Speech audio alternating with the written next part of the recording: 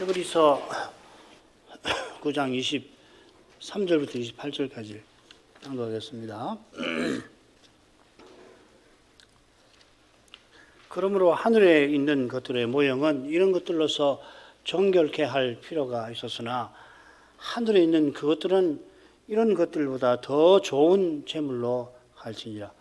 그리스도께서는 참구서의 그림자인 손으로 만든 성소에 들어가지 아니하시고 오직 참 하늘에 들어가사 이제 우리를 위하여 하나님 앞에 나타나시고 대지상이 해마다 다른 것의 피로서 성소에 들어가는 것 같이 자주 자기를 드리려고 아니하실지니 그리하면 그가 세상을 창조할 때부터 자주 고난을 받았어야 할 것이로되 이제 자기를 단번에 제사로 드려 죄를 없게 하시려고 세상 끝에 나타나셨느니라. 한 번 죽는 것은 사람에게 정하신 것이요 그 후에는 심판이 있으리니 이와 같이 그리스도도 많은 사람의 죄를 담당하시려고 단번에 들이신 바 되셨고 구원에 이르게 하기 위하여 죄와 상관없이 자기를 바라는 자들에게 두 번째 나타나시리라.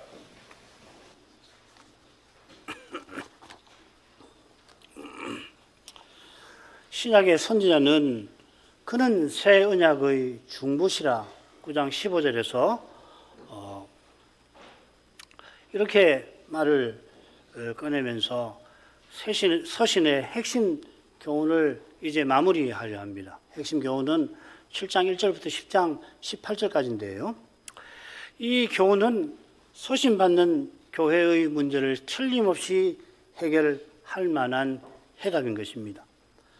이 교훈은 제사장과 성소와 예법의 관점에서 옛 언약과 대조하여 새 언약의 뛰어남을 전합니다. 옛 언약은 이스라엘의 배도로 결국 무너졌지만은 새 언약은 서신받는 교회의 문제에도 그 또한 문제에도 결코 흔들리지 않습니다. 흔들리지 않을 뿐만 아니라 오히려 배도의 그 위험에도 불구하고 심지어는 그 배도를 통해서라도 새 언약은 이루어져 가는 것입니다. 참 신비한데 그 비결이 새 언약의 중보자, 영원한 중보자 대지상의 그 봉사에 하늘 성소에서 드리시는 봉사에 있는 것입니다. 지금 그리스도는 항상 살아서 하늘에서 우리를 위하여 간구하십니다. 이 간구를 들으시는 성부께서 약속하신 대로 자기 원수를 발등상 되게 하실 것이라 이 약속을 굳게 의지하고 약속하신 성부를 의지하여 그리스도는 기도하십니다. 이 교훈이 오늘 오후에 살필 로마서 8장 끝부분에 우리 구원의 이 경고성, 우리 구원을 확신하는 근거로서 나오고 있죠. 8장 34절 지난 시간에 우리가 살핀 줄 압니다. 교회는 사도와 선지자의 터 위에 그들이 전한 그리스도 위에 서는 것입니다. 새 언약의 중보자이신 그리스도께서 부활 직후에 하신 일을 이 단락에서 전하고 있는데 지난 시간에 이어서 계속 살펴나가죠. 22절 하반절입니다. 피 흘림이 없은즉 사함이 없느니라. 피 흘림, 우리에게는 이제 퍽 익숙한, 우리 뭐 다 아는, 너무도 익숙하게 이 표현을 우리는 대합니다마는, 그런데 이 표현이, 이 낱말이 신약 성경 여기만 나오고 학자들은 이 히브리서 선지자가 고안한 것일 거다, 만들어낸 낱말일 것이라 합니다.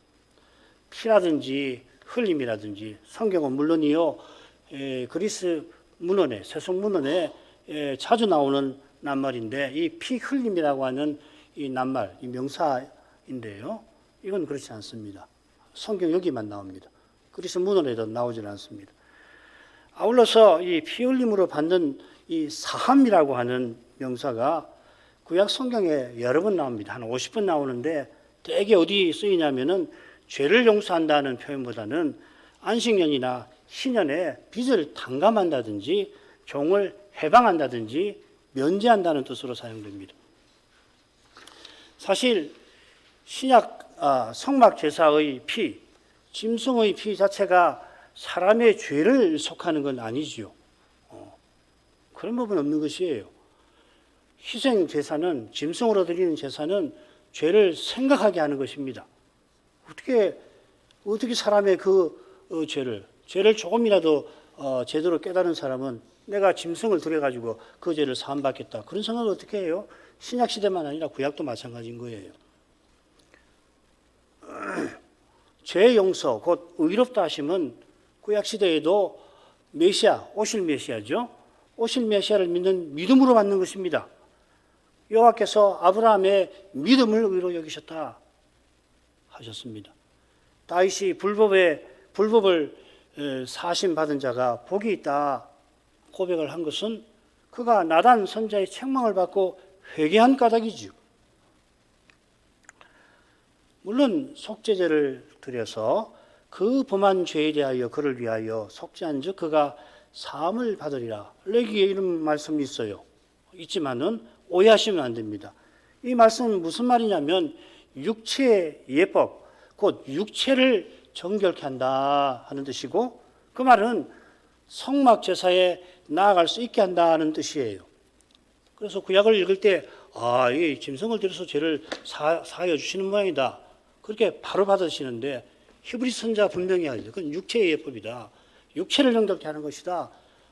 지상 성막에 짐승을 가지고 제사를 드릴 수 있도록 그렇게 그 조건을 마련해 주신다. 그런 뜻이라고요.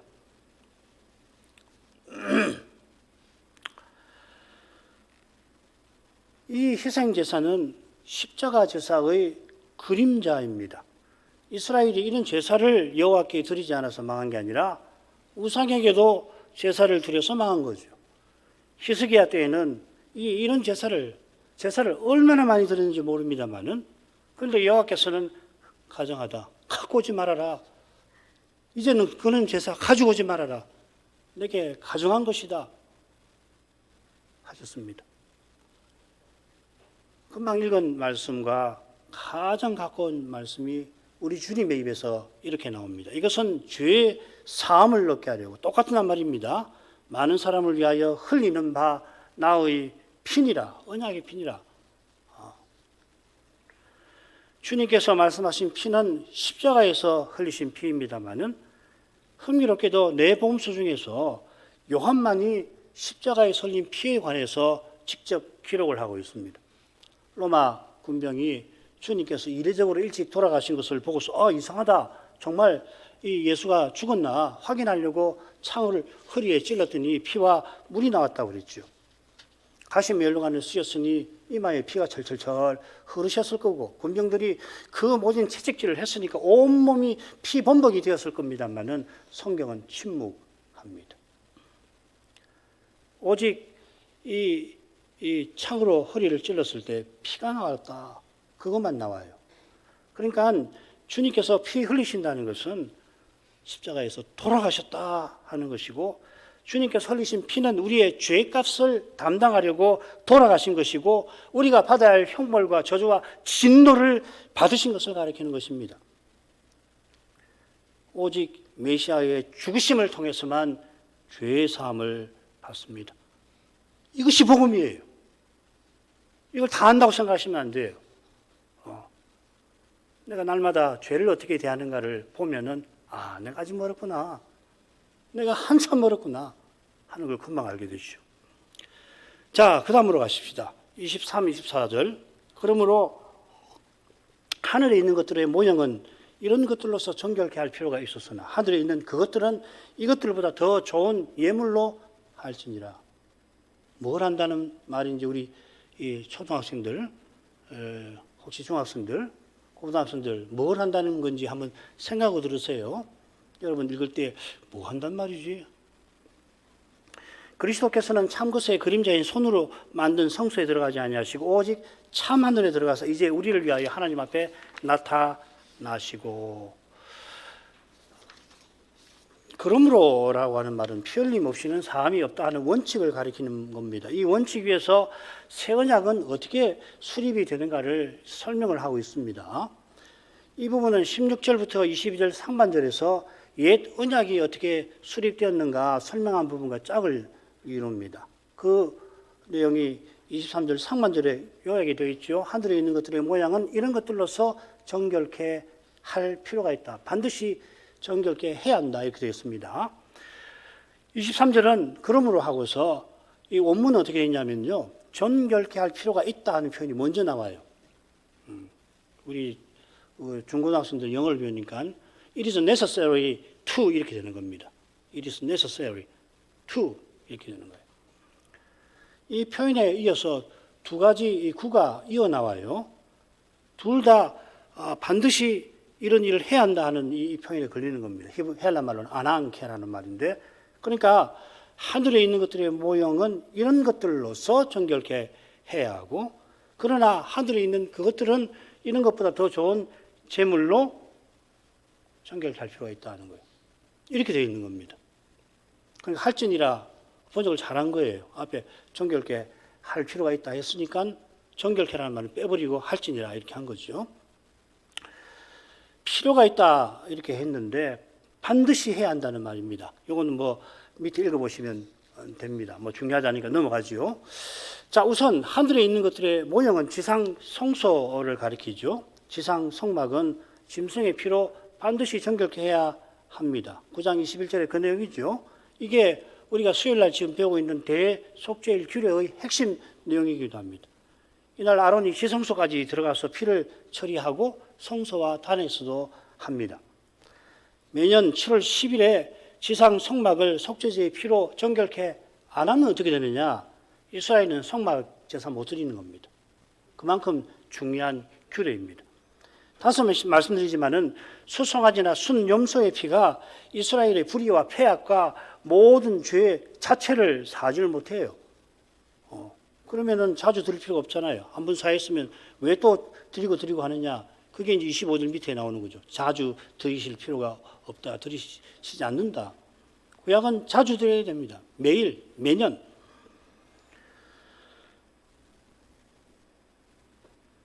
이 제목들로 더러워진 지상의 성막을 정결하게는 하는 거죠. 하나님이 그렇게 하라고 정하셨고, 그래서 정하시면 당연히 그렇게 해야 하는데, 그렇게 정하신 뜻도 지당하시지요.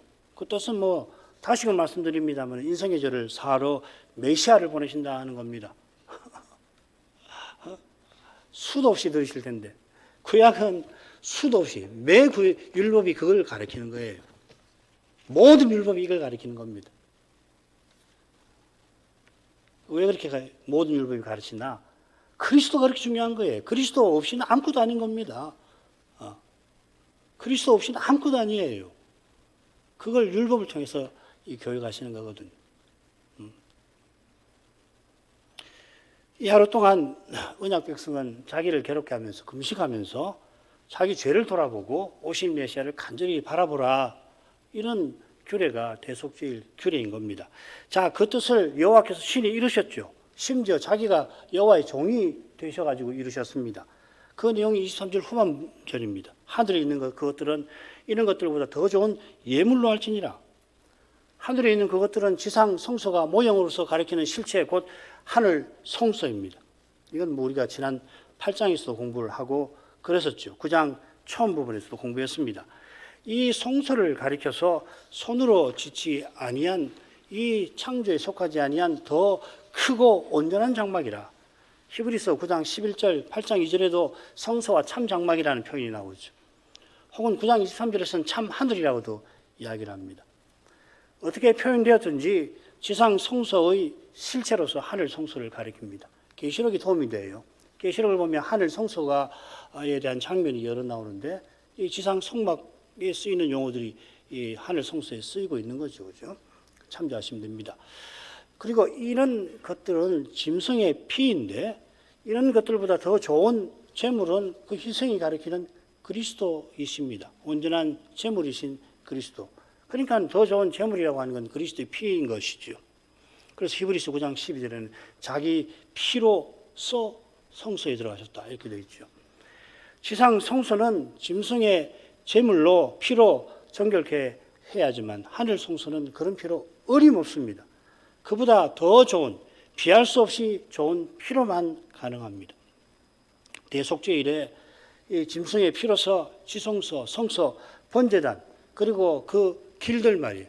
길들도 정결하게 해서 언약 백성이 이스라엘이 새해도 하나님께 예배를 제사를 드릴 수 있게 하신 것처럼 그리스도께서 십자가에서 흘리신 그 피로 우리 신자들은 참 하늘에 영원한 하늘에 영원하신 하나님께 나아갈 수 있게 된 것입니다.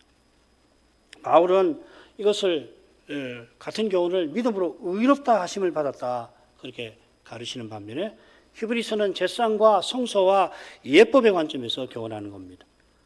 놀랍게도 선자는 새 언약의 대지상께서 자기 피로서 하늘 성소를 정결하게 하셨다고 표현하고 있습니다. 어떻게 달리 해석할 수 있어요? 그죠? 번역을 하면 바로 이것입니다. 구약 때 성막에 피를 뿌리듯이 언약 백성에게 뿌려서 그 육체를 정결하게 해서 성막 제사에 나올 수 있게 하신 것처럼 영원한 대지상께서 비슷한 방식으로 주를 믿는 우리가 영원히 하나님을 가까이 할 수 있게 하신 겁니다. 자, 이렇게 명백한데 그런데도 실로 많은 분들이 형편없는 주석가가 아니에요. 아주 훌륭한 그런 주석가들도 이 표현을 받아들이기가 굉장히 어려워합니다. 그 이유는 하늘 성소는 더 크고 더 온전한 장막인 사실에 게다가 거기 거룩하신 하나님이 보좌를 딱 펼치고 영원히 통치하신다는 사실과 붙어 있을 겁니다. 어떻게 더 온전한 그 성소가 부정일 수가 있다 하는 말인가? 자, 이 점과 관련해서 지난번에 분명히 말씀드리지 않은 12절 번역을 살필 필요가 있겠습니다. 한글 개역은 어떻게 번역했냐면 예수께서 자기 피로서 속죄를 이루사 성소에 들어가셨다 이렇게 번역을 해놨죠. 이 번역대로 하면은 주님께서 성소에 들어가신 것은 피하고는 직접 관계가 없는 겁니다. 주님께서 십자가에서 자기 피로 영원한 속죄를 이루신 다음에 하늘로 가셨다 이 말이죠. 그런데 11절 보십시오. 9장 11절 주님께서 대지상으로 오셨다 하고서 이어서 더 온전한 장막들을 관통하여 이렇게 끝나갑니다. 11절은. 예수님께서 더 좋은 장막을 통과하여서 12절 후반부에 보면은 하늘 성소에 들어가셨다. 그리고 그 사이에 짐승의 피가 아니라 자기 피로서라는 표현이 들어가 있습니다. 이걸 고려해서 번역하면 이렇게 돼요. 그리스도께서 대지상으로 오사 더 크고 온전한 장막을 관통하여 염소와 송아지의 피로 아니냐고 오직 자기 피로 단번에 성소에 들어가셔서 영원한 속죄를 이루셨다 이렇게 읽어야 합니다.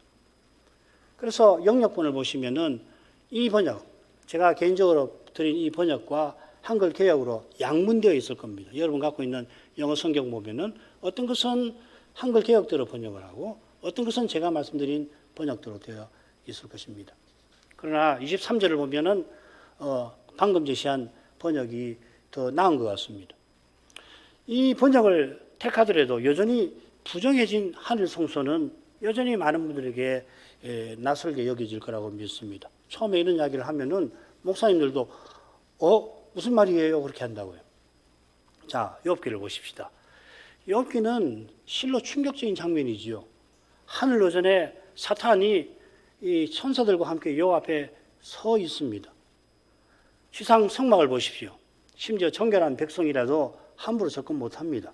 거룩한 레인과 제사장도 함부로 성소에 들어가지를 못하고 대제사장도 1년 하루만 속죄제의 피를 들고서 그 앞에는 향운을 만들고서 지성소에 들어갑니다. 만일 자격 없이 성막, 성소, 지성소를 접근하려 했다가는 성막 지키는 레인과 제사장에게 제지를 먼저 당하고 제지에도 부득부득 그렇게 들어가겠다고 한다면은 체포를 당하고 체포했어도 자기 고집을 꺾지 않고 부득부득 하면은 그는 죽임을 당합니다. 그런데 어떻게 더 온전한 하늘 성소에 악의 화신이라 할 만한 사탄이 나아갈 수가 있는 겁니까? 하나님 힘이 없어서 그렇게 하시는 겁니까? 게다가 사탄이 여호와 앞에서 얼마나 참남한 말을 짓거립니까? 여호와께서 욥의 순전함을 칭찬하시니까 사탄이 그 칭찬을 감히 반박하고서 악한 제안을 하나님께 건네지 않습니까? 왜? 하나님께서 악한 사탄이 하늘 오전에 들어오도록 허용하실 뿐만 아니라 그런 참남한 말을 듣기까지 하시는 겁니까? 이로 말미암아 하나님의 거룩하심이 얼마나 침해를 당하신 것입니까? 무엇 때문에 여호와께서 이런 수모를 그 악한 자에게 이렇게 겪으셔야 하는 겁니까? 욥기를 볼 때에 그 아버지 욥 때문에 죽은 10명의 자녀는 얼마나 억울할까 그런 생각이 들잖아요. 그런데 물론 생각할 수 있습니다. 현대인들은 그런 생각을 많이 해요. 욥의 아내에도 동정적일 수 있죠. 그러나 먼저 이 점을 생각을 해야 합니다. 다음에 욥기를 혹시 우리가 별 기회가 있다면 함께 생각하면 참 좋겠습니다. 하나님 도대체 이 욥을 통해서 하시려고 하는 일이 뭔가? 이 일이 얼마나 중요한 일인가? 마치 하나님께서 무슨 장난을 하나님 앞에 실로 송구합니다만은 그렇게 욥기를 이해하는 사람들이 있어요. 하나님 그런 분 아니시잖아요. 하나님 어마어마한 일을 하시는 거예요. 게다가 하나님이 얼마나 수모를 겪으셨습니까? 무엇 때문에? 왜 하나님께서 이런 수모를 그 거룩하신 분이 하나님 죄 하나도 짓지 않고 하나님 언제든지 언약에 신실하신 분인데 왜 이런 일을 겪으셔야 되느냐 말이죠. 그 이유는 장차 메시아를 보내서 죄인을 구원하시려고 하는 그 사랑 외에는 답이 없어요. 달리는 모르겠습니다. 그런 설명이 가능할지. 그 설명이 아무리 그럴듯하더라도 사랑을 빼버리면 저는 그 설명 받아들이고 싶지 않습니다. 사탄이 하늘 오전에 나아가서 여호와 앞에 그런 악한 짓을 벌이는 근거가 있을 텐데 그건 오직 인생의 죄. 인생의 죄 하면 내 죄란 말이에요. 그죠? 인생의 죄를 이야기할 때 항상 추상적으로 이야기하니까 나는 쏙 빼버리고 그렇게 생각하기 쉬운데 내 죄 때문에 그런 겁니다. 구약 백성의 죄 때문에 그런 것입니다. 사탄은 감히 하나님의 법을 들어서 죄 범하는 언약 백성을 특별히 거론하면서 왜 멸하지 아니하십니까? 따졌던 것입니다. 하나님께서 거룩한 사랑으로 죄 범하는 자기 백성을 길이 용납하실 때에 동시에 사탄에게서 이런 수모를 끝까지 메시아 보내실 때까지 메시아의 승천 때까지 참으셨습니다. 이런 귀한 사랑이 욥을 끝까지 붙들어 준 것이죠. 그처럼 욥을 통해서 하나님께서 위대한 승리를 거두셨습니다. 사탄이 욥의 사건을 통해서 얼마나 큰 타격을 받았겠습니까? 그죠? 메시아 오시기 전에 사탄이 천하를 미혹했어요. 제 마음대로 했던 이야기입니다. 그런데 큰 장애를 받았을 것이에요. 우리가 천국에 가게 되면은 이 일의 전모를 상당히 알지 모릅니다. 이런 일이 있어서 그때 사탄이 큰 타격을 받고 하나님이 구속의 일을 이루어가시는데 이런 점이 있었겠구나. 지금은 잘 모르죠. 메시아가 이렇게 해서 하나님은 메시아를 보내시는 그 일을 빈틈없이 이루어 가신 것입니다. 그냥 때 됐으니까 예수님을 보내고 그렇게 하신 거 아니에요. 그렇게 쉽게 생각하시면 안 됩니다. 메시아가 세상에 오시기까지 어떤 일이 있었는지를 구약을 통해서 그걸 보는 거예요. 이야, 이게 하나님 지혜와 능력 아니고는 어떻게 메시아가 오실 수가 있나? 그렇잖아요. 여인의 후손으로 오시고 아브라함의 후손으로 오시고 다윗의 후손으로 오시는데 하나님께서 오시도록 그렇게 마련하지 않고서 어떻게 마리아가 등장할 수가 있고 마리아의 신앙이 어떻게 가능할 수 있냔 말이죠. 메시아가 오셔서 십자가와 부활로 우리 모든 죄를 없이 하시고 하늘에 오르셨을 때 참소자 마귀가 하늘에서 마침내 쫓겨났습니다. 우리 형제들을 참소하던 자, 곧 우리 하나님 앞에서 밤낮 참소하던 자가 쫓겨나고 이렇게 밤낮 마귀가 예수님 오시기 전에 하시는 일 밤낮 참소하는 것이에요. 죽지 않잖아요. 우리같이 영이니까 쉴 필요도 없잖아요. 온갖 그 간교한 꾀로서 밤낮 참소하면 하나님은 그에게 그런 모욕을 당하시는 거 아닙니까? 자, 히브리 선자는 이런 사실을 대속죄일 규례를 통해서 교훈하고 있는 겁니다. 마귀가 다시는 하늘 오전에 나타나 참소할 수 없는데 하늘 성소에 그런 악한 존재가 감히 나타나지 못하게 그 성소를 주님께서 자기 피로서 정결하게 영원토록 정결하게 하신 것입니다. 자, 이 주제에 대해서는 생각할 게 굉장히 많아요. 하늘은 대체 어느 곳인가? 어떤 곳인가? 우리가 생각하는 하늘은 어떤 곳인가? 성경이 말하는 하늘은 어떤 것인가? 이런 거 생각할 것이 많은데 하나님이 선한 기회를 주시기를 바랍니다.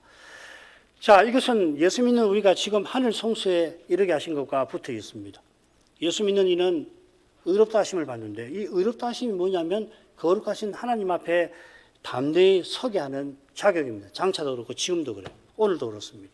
오늘도 우리가 하나님께 예배드릴 수 있는 자격은 의롭다 하심이 있는 겁니다. 예배서서에 의롭다 하심이 나오진 않아요. 그런데 하나님께 당당히 나아감이라는 표현이 바로 의롭다 하심과 딱 붙어 있는 겁니다. 지금도 그렇고 장차도 하나님께 영원히 나아갈 수 있는 그런 법적인 자격이죠. 하늘 성소는 그리스도의 피로 정결케 해야 한다 했는데 그 이유가 24절에서 나옵니다. 요지만 추리면 그리스도께서 우리를 위하여 하나님 앞에 나타나려고 참 하늘에 들어가셨다. 우리를 위하여 하나님 앞에 나타나신다 하는 것은 대언자로서 우리를 위해서 간구하신다는 것을 가리키는 것 같습니다. 가리키는 것 같은 게 아니라 그걸 가리킵니다. 우리를 위해서 간구하시기 위해서 하늘 성소에 들어가신 겁니다. 자, 이건 이 번제 드리고 제사장이 이 성소에 가서 분향하는 것을 떠올리게 하죠, 그죠? 분향은 기도를 가리키는 거 아닙니까? 그것을 떠올리게 합니다. 그래서 비슷하게 그리스도도 먼저 피를 처리하신 다음에 기도하시는 겁니다. 이 기도가 구속 역사의 마지막 절차라 하는 겁니다. 주님의 간구에 의해서 구속 역사가 이제 완성을 향해서 전진하고 있습니다. 조금 후에 그 점을 배우도록 하십시다. 주의해야 될 점은 뭐냐면 주님이 기도만 하시는 건 아닙니다. 요한계시록 5장을 보면은 예수님께서 어린 양이 아버지 보좌에 나가서 그 오른손에서 이 두루마기 마리를 받지 않으셨습니까? 거기 보면 7개 인이 봉인되어 있는데 6장을 보면은 그 어린 양께서 봉인을 하나씩 떼시죠. 그러면 지상에서 무슨 일이 납니까? 하나님의 뜻이 이 구원과 심판을 통해서 이루어져 가고 있잖아요. 그거 주님께서 하시는데 동시에 주님께서는 아버지께 간구하시면서 그 뜻을 그렇게 받드시는 겁니다. 전심으로 아버지를 의지하시며 받드시는 거예요. 우리를 위해서. 우리도 그렇게 살게 하시려고 하시는 겁니다. 자, 마지막 부분으로 가죠. 시간이 많이 가서 마지막 부분을 간단하게 말씀드리고 마쳐야 되겠습니다. 대제사장이 해마다 다른 것에 피로서 성소에 들어가는 것 같이 자주 자기를 드리려고 아니하실지니 그리하면 그가 세상을 창조할 때부터 자주 고난을 받았어야 할 것이로되 이제 자기를 단번에 제사로 드려 죄를 없게 하시려고 세상 끝에 나타나셨느니라. 한번 죽는 것은 사람에게 정하신 바요 그 후에는 심판이 있으리니 이와 같이 그리스도도 많은 사람의 죄를 담당하시려고 단번에 들이신 바 되셨고 그원에 이르기에 하기 위하여 죄와 상관없이 자기를 바라는 자들에게 두 번째 나타나시리라. 자, 우선 이 부분은 인류 역사의 여러 시간이 등장하고 있습니다. 밑에 도표를 보시면 들으시면 좀 나을 겁니다. 26절의 해마다는 구약시대를 가리킵니다. 25절의 해마다는 26절에 세상을 창조할 때라고 하는 것하고 세상 끝이 대조가 되고 있죠. 아울러 자주와 단번에도 대조를 이룹니다. 27절에도 단번에라는 말이 한 번이라고 번역이 되어 나오는데 한 번 죽는 것은 심판 직전까지 이 시간을 가리키겠죠. 이 심판이 있는 때가 28절에서는 그리스도께서 두 번째 나타나시는 때라 하였습니다. 다시 오실 그리스도는 첫 번째 나타나셨는데 단번에 자기를 들으셨습니다. 이 첫 번째 나타나신 때와 두 번째 나타나실 그때 사이를 신약 시대라 할 것입니다. 이 신약 시대가 바로 세상 끝 종말입니다. 이 시기 동안 그리스도는 우리를 위해서 간구하십니다. 하나님의 구원을 다 이루시려고 기도하신다 하는 겁니다. 자, 그리스도께서 옛 언약의 예법처럼 자기 피로서 하늘 성소를 정결하게 하고 이어 간구하십니다마는 이것은 대제사장이 해마다 다른 것의 피로 성소에 들어가는 것과는 분명히 다르죠. 구약 시대는 해마다 대속죄일에 성막을 정결케 해야 합니다. 그러나 그리스도는 자주 자기를 드리려고 아니하신다 하였습니다. 이건 무슨 말이냐면 드리실 필요도 없고 드리실 이유도 없다 하는 겁니다. 주님의 간구가 늘 이루어진다고 해서 주님은 간구를 드리시기 위해서 매번 제사 드리시는 것 결코 아니지요. 이건 우리가 다음 시간에 결국 공부하게 될 겁니다. 자, 그 다음으로 넘어가죠. 만일 자주 드리셔야 한다면은 주님께서 세상을 창조하실 때부터 자주 고난을 받았어야 할거나 합니다. 이 창조할 때라 하는 말은 창조 이유를 뜻할 겁니다. 누가복음 11장 50절과 50절에는 그렇게 번역을 해놨습니다. 창세 이후로 이렇게 번역을 해야 할 겁니다. 창세 때는 죄가 없는 상태니까 중보자의 고난도 필요 없죠. 창세 이후로는 창세 이후로 아담이 범죄하고 죄가 세상에 들어온 탓에 중보자의 고난이 반드시 있어야 하고 중보자가 필요하죠. 그런데 중보자께서 타락한 직후부터 자주 고난을 받으시지 않았습니다. 신비하게도 이 중보자는 2000년 후에 2000년 전에, 지금으로부터 2000년 전에 세상에 오셔서 십자가에서 단번에 온전한 제사를 드리셨습니다. 그런데 놀랍게도 이 효력이 십자가 이유는 물론이지만은 심지어 창세 이후로 모든 믿는 자에게 미치는 것이에요. 삼위 하나님이 영원한 가운데서 이 신비한 길을 내셨습니다. 이거 우리 다 이해 못합니다. 이것은 사실은 우리는 시간에 매였기 때문에 이해가 잘 안 돼요. 성경이 가르치니까 그렇구나. 그래서 아마 이렇게 했구나 저렇게 했구나 생각하지만 한계가 있습니다. 그래 히브리서는 결국 옛 언약이나 새 언약이나 동일한 방식으로 그리스도를 믿는 믿음으로 구원받는다 하는 이 원칙을 잘 교훈하고 있습니다. 이것은 넘어가도록 하죠. 주님께서 이제 단번에 세상 끝에 나타나셨습니다. 세상 끝은 종말이죠. 이 종말은 구약 선자들이 이 멀리 내다볼 때에 그 역사가 다 이루어지는 그 시점, 그걸 종말이라고 하는데 놀랍게도 이 종말이 이미 시작이 되었습니다. 예수님의 초림으로 종말이 시작되었습니다. 하나님 나라가 이미 왔고 또 올 것이라는 말이 그 말이죠. 이건 우리 교회에서 늘 배웠으니까 넘어가도록 하겠습니다. 자기를 제사로 드려 죄를 없게 하려고 나타나셨다 했습니다. 처음 초림 때는 이 점에 관해서는 강설 처음에서 살폈습니다. 죄를 없게 하신다 했는데 7장 18절에 옛 언약을 폐한다 하는 말하고 같습니다. 초등학 때 범한 죄를 속하려고 죽으셨다 그 말이죠. 초등학 때 범한 죄를 속하셔서 그 죄로 파괴된 초등학을 주님은 오히려 이루신 것입니다. 그래 초등학은 역할이 끝나서 이제 폐하여진 것입니다. 이어 인생이 한 번 죽는 것과 그 후에 심판이 있을 것이라 언급합니다. 왜 이것을 언급하느냐 하면은 한 번 죽고 후에 심판을 받아야 할 인생에게 예수님의 초림과 재림이 해답이라고 하는 것을 전하려 하는 것입니다. 그래서 28절에 그리스도도 이렇게 표현하고 있는 겁니다. 사람이 죄로 말미암아 한 번 죽어야 하는데 이 죄를 해결하려고 주님께서 단번에 한 번 자신을 들이셨습니다. 죄 있는 사람은 죽지 않으려고 해도 반드시 죽어야 합니다만은 죄 없으신 주님께서는 죽으셔야 할 이유가 전혀 없는데도 기꺼이 죽으셨습니다. 얼마나 이 대조가 선명한지 몰라요. 참 생각할 거 많습니다. 모든 사람이 죄로 말미암아 죽어야 하는데 주님은 십자가로 많은 사람의 죄를 담당해 주셔서 예수 믿는 이는 죽어도 영생에 들어가고 다시 죄를 짓지 않게 하십니다. 그처럼 신자는 세상 떠나기 전까지 성신 안에서 고난을 통하여서 부활의 능력을 맛보는 겁니다. 죄의 현실에서 참된 믿음은 죽음의 고난을 당합니다마는 그 고난을 통해서 그리스도가 죄의 권세를 이기고 또 이기시는 것입니다. 그처럼 신자의 고난을 통하여서 나타난 영광을 주님이 이루고 계십니다. 이 신비한 일은 주님의 간구 덕분입니다. 우리 스스로는 죄를 이기지도 못하고 우리 고난 자체가 뭐가 대단해서 영광을 이룰 수 있겠습니까? 이건 오직 하나님이 신비한 능력으로 이루시는 것입니다. 연약한 우리를 위하여 주님이 간구하시고 주님의 간구를 하나님이 들어서 이루시는 겁니다. 그리스도의 고난이 채워지는 그날에 주님께서 두 번째 나타나실 것입니다.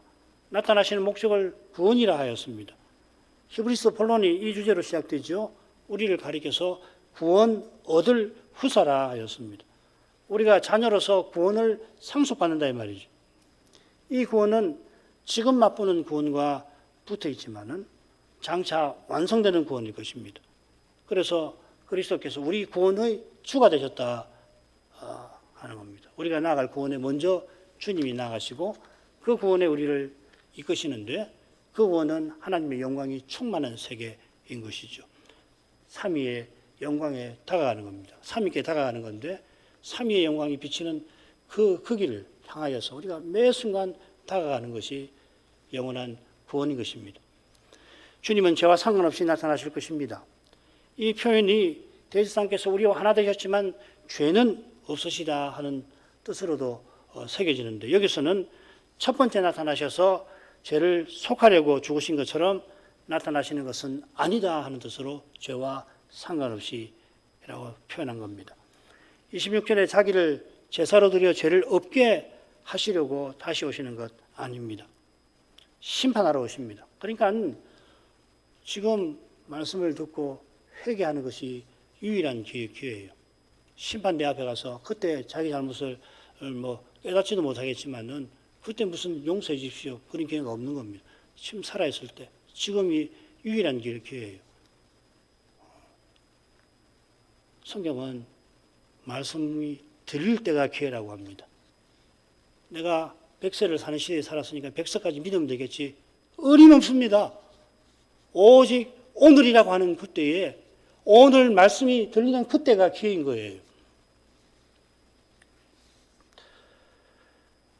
심판하러 오시는데 무엇보다 이 심판은 어떤 특징이냐면 자기를 주님을 바라는 자들에게 나타나는 것이라 했습니다.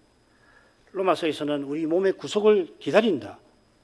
보이지 아니하는 소망을 기다린다 할 때 이 바란다는 말이 로마서에서는 기다린다라고 번역을 했습니다. 다시 오실 주님을 우리는 기다리는 것입니다. 이게 바울의 심정입니다. 주님, 그분이 오시기를 간절히 기다리는 자에게 주님은 보아라. 네가 바라고 바라던 나다 하고서 주님의 그 영광을 모든 구속의 일을 다 이루신 그분의 영광을 비춰주셔서 우리를 주님과 같이 만들어주시는 것입니다. 이게 영원한 구원이에요. 기도하겠습니다. 거룩하신 아버지, 하나님 아들께서 영원한 대제사장으로서 어떤 일을 행하셨고 이제도 행하고 계시는지 오늘도 조금 살핍니다. 우리의 대제사장께서 자기 피로서 성소에, 하늘 성소에 들어가셔서 정결하게 하신 이 일이 여전히 신비하여서 우리가 다 헤아리기 어려운 점이 있음을 고백합니다. 성자가 교훈하는 진리를 다 헤아리는 것은 장차 영원한 하늘에 나아가는 그때나 가능할 것입니다. 다만 더 온전한 하늘 성소에 온수마귀가 구약시대에는 하나님 앞에 나타나서 가장 경건한 사람도 참소하던 사실에서 하나님이 죄인과 함께 하시기 위하여 얼마나 오래 참으셨는가. 지금도 나의 죄를 보실 때 하나님은 얼마나 오래 참으시겠는지를 생각하게 됩니다. 택하신 백성을 구원하시기 위하여서 친히 마침내 세상에 오시는 그때까지 하나님께서 우리 인생이 헤아릴 수 없는 그런 수모를 원수에게 받으신 것입니다. 그처럼 예수 믿은 지금 재림 때까지 저희가 재범할 때 주님은 하나님은 실로 슬퍼하실 것입니다. 이것을 잊지 말게 하시옵소서.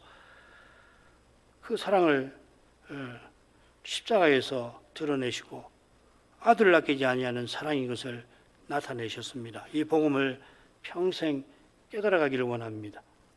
마치 십자가를 다 아는 것처럼 말하는 그런 어리석음을 멀리하게 하시고 날마다 들이닥치는 죄의 현실에서 우리 속에 있는 부패한 본성에서 그리스도의 은혜가 어떠한지를 날마다 깨닫고 또 깨달아서 하나님 은혜에 합당하게 살아가게 하시옵소서. 예수님 이름으로 기도합니다. 아멘.